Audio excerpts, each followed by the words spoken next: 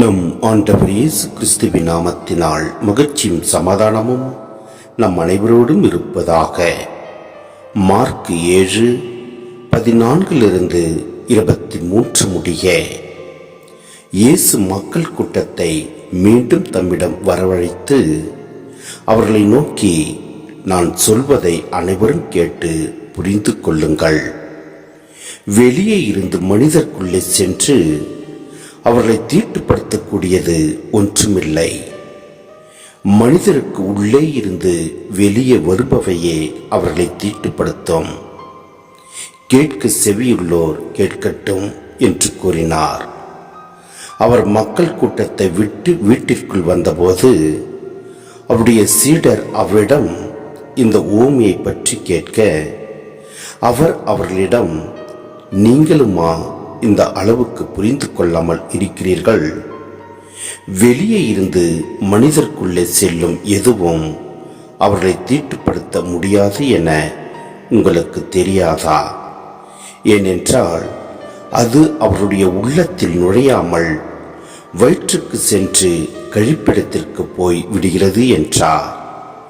இவ்வாறு அவர் எல்லா உணவுப் பொருள்களும் தூயனவென்று குறிப்பிட்டார். மேலும் மனிதருக்கு உள்ளே இருந்து வருவதே அவர்களை தீட்டுப்படுத்தும்.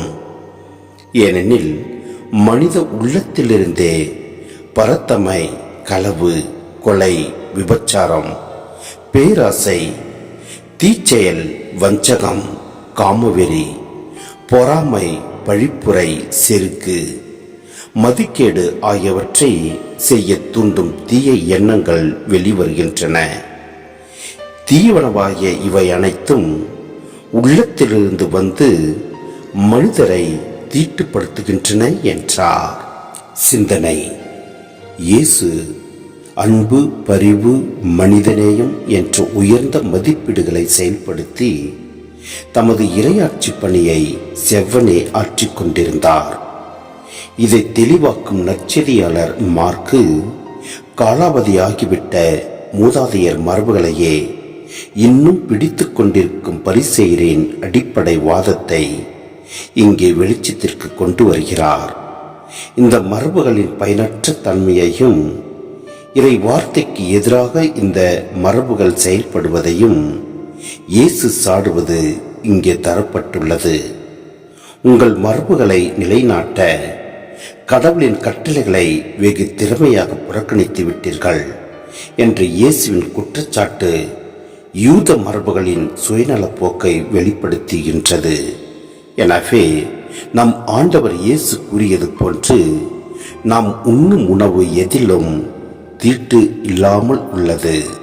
ஆனால் உள்ளே இருந்து வெளிவருபவையே தீட்டு என்பதை நாம் நினைவு கொண்டு நாம் எதை வேண்டுமானாலும் உண்டு மகிழ்ந்து இருப்போம். ஆனால் உள்ளே இருந்து என்ன பேசுகிறோம், எப்படியாக செயல்படுகிறோம், எந்த எண்ணத்தில் வாழ்கிறோம் என்பதை சிந்தித்து செயல்படுவோம். எல்லாம் வல்ல இறைவன் நம்மை நிறைவாய் ஆசீர்வதிப்பார். ஆமென்.